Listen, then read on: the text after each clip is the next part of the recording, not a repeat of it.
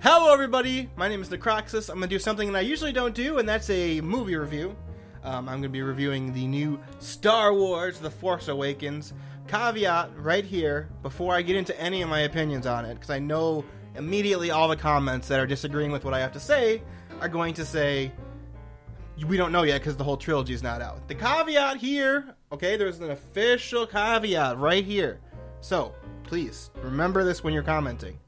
I recognize that there can be new information presented in the two movies that could affect the past of the new characters in the franchise, as well as things that happened in Episode 7 that we didn't see on camera.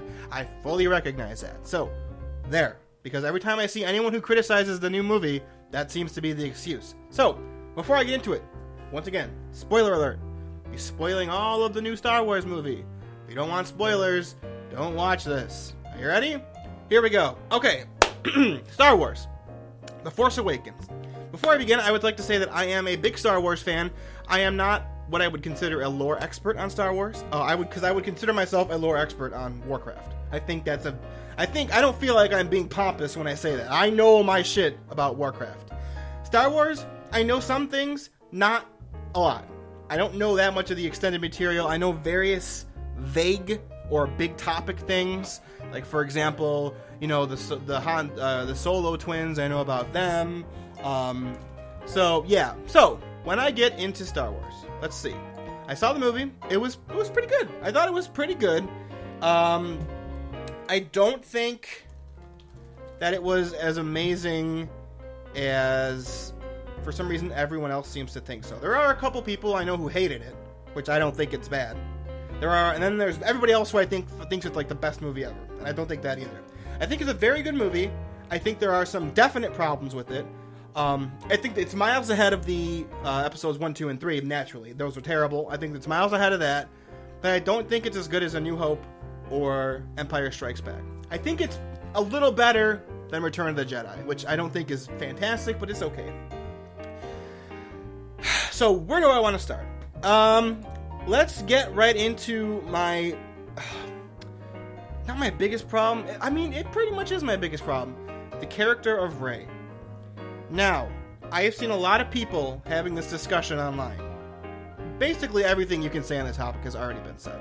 So I'm just going to repeat some of the stuff that I believe, and I'll also try to address the criticisms of that opinion. Okay? I'm trying to be fair here. I really like Rey as a character. I think she's intriguing. I think Daisy Ridley is a fantastic actress, and she did a great job. I have no problems with her portrayal of Rey. My problem is, Rey is undoubtedly a Mary Sue. She succeeds at literally everything she does, and I think that's a big problem.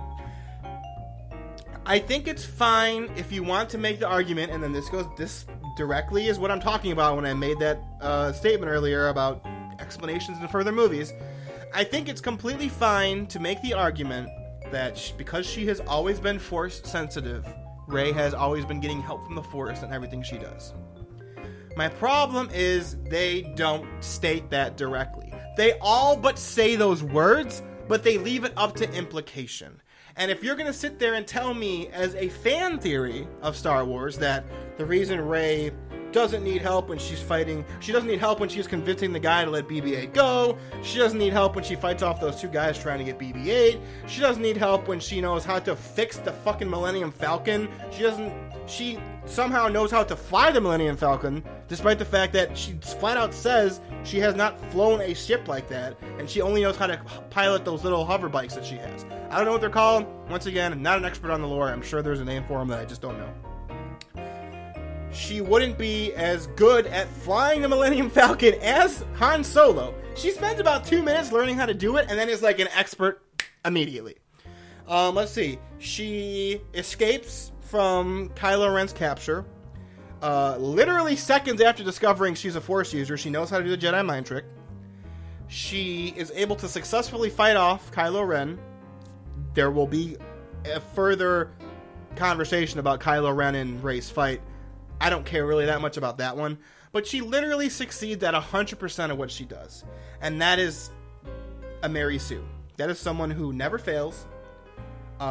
She's basically the J.J. Abrams character, his fantasy character he put into the movie. She's a kick-ass, badass female character who needs no one's help. She never needs help from Finn. In fact, she's always helping Finn.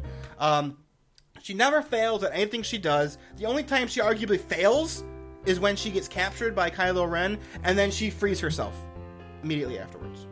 After discovering she's a Force user and then learning how to do Jedi mind trick immediately. Once again, I like Rey. I like Daisy Ridley.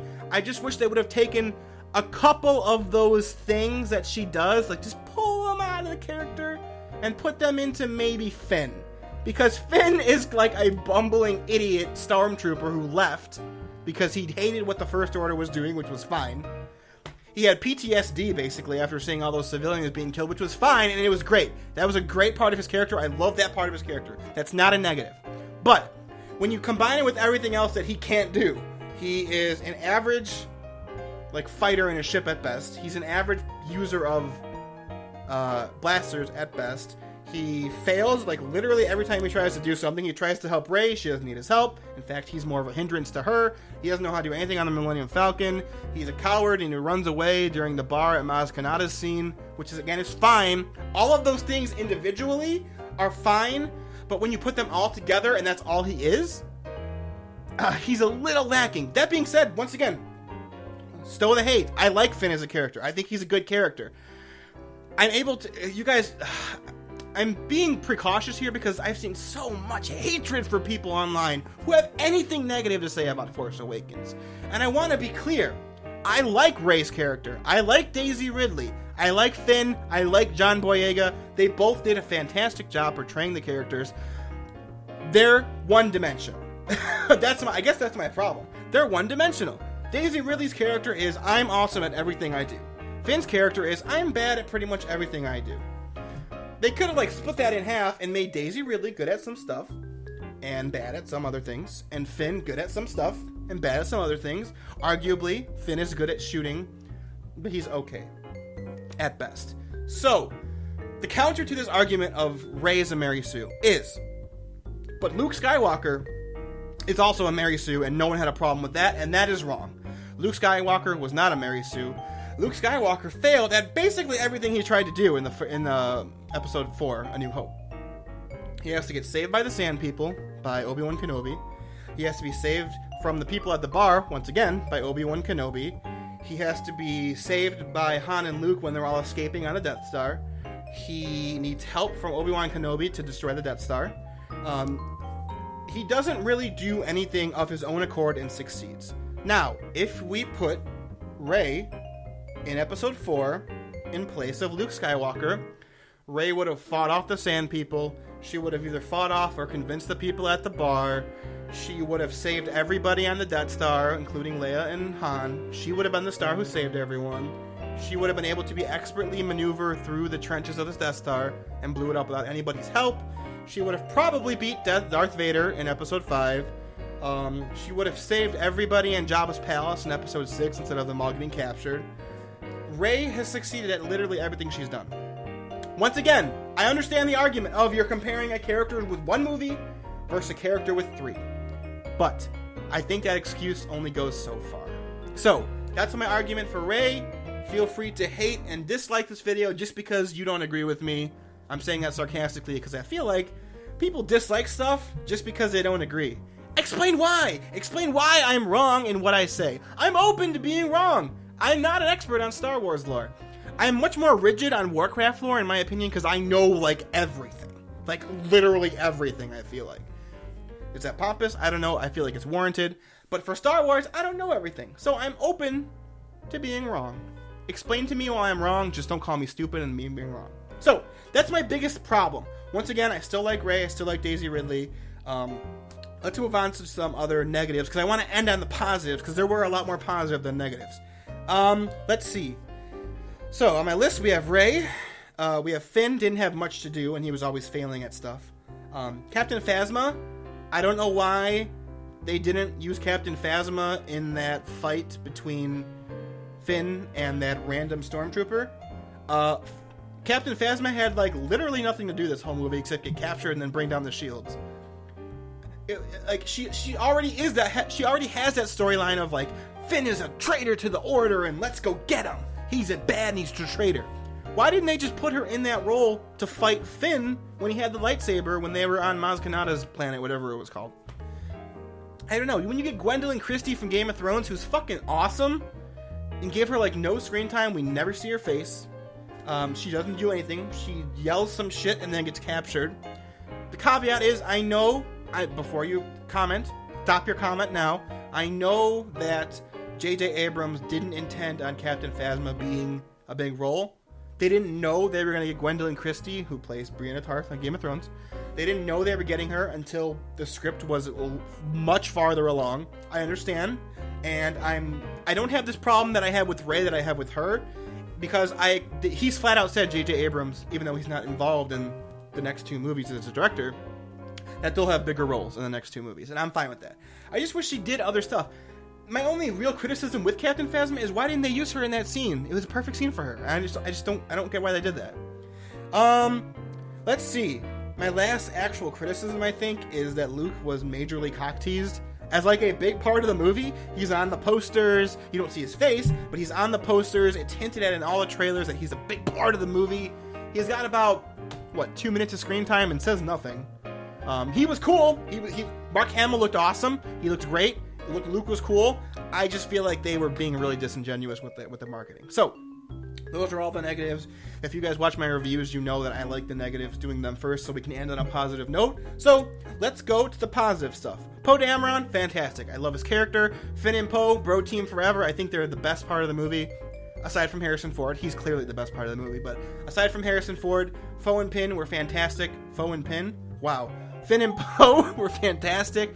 I am much more interested in their adventures than I am with Rey and her Mary Sueness and becoming a Jedi. I hope that there's a big focus on them in the next movie. Let's see. Leia and Han were awesome. Carrie Fisher, great. I'm glad she's back. All of her craziness she's been saying in interviews is fine, but I think she did a fantastic job. I feel like she empathized well. I feel like Leia being the general of the Resistance makes sense for her character. She's fucking awesome. And yeah, it was great. And leading into that, Harrison Ford, easily the best part of the movie. I think this might be the best acting I've ever seen out of Harrison Ford, and I've seen a lot of his stuff.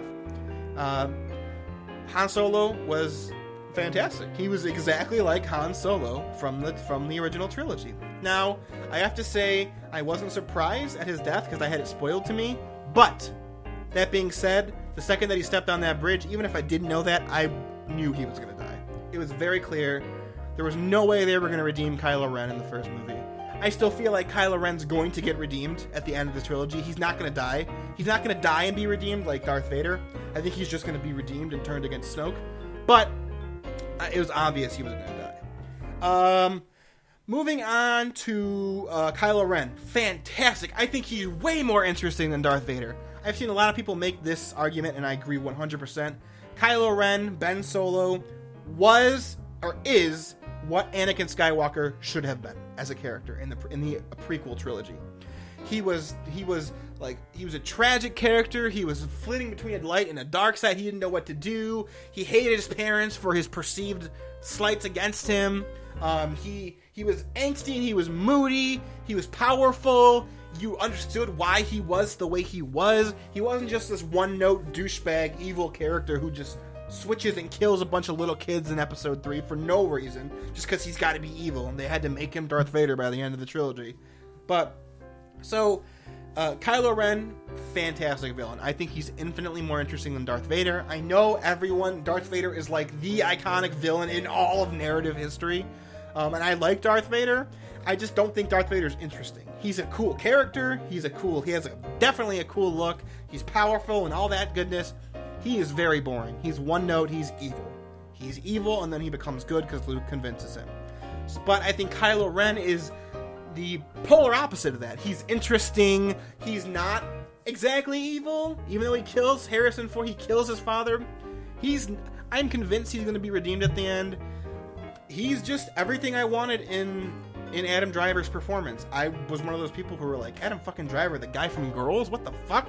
But he did a fantastic job! He was great! I guess I could talk about the fight between Rey and Kylo Ren because I brought it up. I know a lot of people are pissed off that she beat him. I'm actually completely fine with it. So I'm not in that camp for people who are like, Rey is a Mary Sue, also why did she be Kylo Ren? He couldn't have. Kylo Ren was emotionally unstable, he was injured, she had just tapped into the Force. I was fine with her beating him. I was not surprised. I had no problems with it. Cool. So let's move on to some neutral stuff. I know I said I wanted to end on a positive note, but I forgot I had some more notes down here. I don't think this is a negative point. It's just something that I think should be addressed. That this movie was basically A New Hope, like carbon copied all of the narrative beats. A loner on a planet discovers that they have a great destiny, and they have an old wise master leading them along who dies at the end, and the rest of the people on her side need to go destroy the super weapon before it kills them all. Like, literally all of the narrative beats are exactly the same as A New Hope. Is that bad? Is that good? I don't know, but it definitely is a thing that happened. And secondly, this is a little bit of a disappointment, but there was not really a moment where the music emphasized the emotion of the story. Like, I was just talking on Twitter with people about this before I made this video. For as much shit as the prequels deservedly get, the music was fucking tight. Like, the soundtrack, someone also actually linked this to me. I believe it was Joe Fran on Twitter. I want to give you credit, buddy, because it was cool. He linked to me the scene when Emperor Palpatine gives the order to do Order 66 in the third episode. And the music is just, it emphasizes the moment. It's just, it's fantastic. And I feel like this movie didn't really have that. They had, like, little tidbits here and there, like when you first see Leia when she walks off the ship and they play her theme song, and I was like, that got me right in my heart. I love Leia's theme song. I think it's fucking amazing. And also, I think if we want to get into speculation stuff, I think for everyone saying that Luke is Rey's father, I was like, I'm pretty sure that Rey is going to end up being a Solo and being the twin of Ben, because when Leia and Han hug and they play her theme song, she also steps off the ship for the first time, they play her theme song, and when Rey and Leia hug, they play her theme song. I know it's the Leia theme song, but I feel like in this movie, it was representative of the Solo family theme song. Like, Leia herself, Leia and Han, Leia and her daughter. And it's very conspicuous how they never, Han Solo nor Leia never address anything about Rey. Like, there's that moment when Han Solo begins to talk to Maz Kanata, and she's like, tell me about the girl, and then it just cuts away. And then that hug with Rey at the end, I don't know if that was a aunt and niece hug or a mother to daughter hug. I think it's a mother to daughter hug. So yeah, I think overall, for my criticisms of The Force Awakens, for the first time in my lifetime, I'll be 27 in 4 days. For the very first time in my lifetime, I'm excited for the future of Star Wars. And I've never been able to say that before, even though I've been a huge fan of, like, the animated shows, and I've read one or two of the books. I've seen some of the comics. I'm a huge fan of all of the movies. I've seen all of them, even though the fucking original trilogy sucks a big fat nutsack. I've seen them a million times as well. For the first time, I'm very excited about the future of Star Wars. So I think that's everything I wanted to cover. There's some more things about Rey that I guess I could hit on real quick, and why would J.J. Abrams make Rey a Mary Sue, in my opinion? Do I really want to go down this road? I think I do. This is my opinion about the movie. Hate me if you want, but I'm going to bring this up. Recently, there have been a lot of people, admittedly, the vast majority of them, online, have been people who identify themselves as feminists, have been shitting on Leia as a character so hardcore, and it pisses me off fucking so much. It's people who don't know what they're fucking talking about saying how Leia's a terrible character because she has that scene where she's in the slave bikini. Motherfuckers, Leia kills Jabba the Hutt with her slave chains. God, what fucking more symbolism do you need to show that she's not just eye candy? She's a badass in episode 4. She helps them get away. She's way more helpful in that moment than Luke is in that whole movie. She becomes a fucking military leader, which they continue into episode 7. She kills Jabba the Hutt. She infiltrates his place to get Han Solo. Admittedly, she fails and gets captured. But so does Luke. He goes to help and he gets captured too. So fucking who? And I feel like J.J. Abrams took that criticism. He believes it, I think. Because he has come out and said that this Star Wars is the first Star Wars for girls. Motherfucker, I know a ton of women who love the original Star Wars trilogy. And they fucking love Princess Leia. She's an amazing character. She's well-rounded. She has her faults, but she's a great character. She's strong and compassionate, and she's outgoing, and she's a great foil to Han Solo, and she's great as the other Skywalker in the family. And it just pisses me off that they reduce her to this fucking trope because there's a moment where a person who has enslaved her puts her in a bikini, which she then kills with her own chains. And I feel like that J.J. Abrams, if he doesn't believe that, he took that criticism to heart and then made Rey, who is good at literally everything, never needs the help of anybody else, man or woman, saves everybody for the most part. She saves Finn multiple times. Yeah, I think that is why Rey is the way she is. And once again, I like Rey as a character, but I don't think she's well-rounded. I think she's a complete Mary Sue. And I think comparing her to her mother, Princess Leia, I think Leia is a better, well-rounded character. She's not one note. I'm looking forward to see what they do with Rey and Finn and Poe and all of the people. But I gotta say, I think Princess Leia is a far better character, even if we're just looking at Episode 4 versus Episode 7 with Leia versus Rey.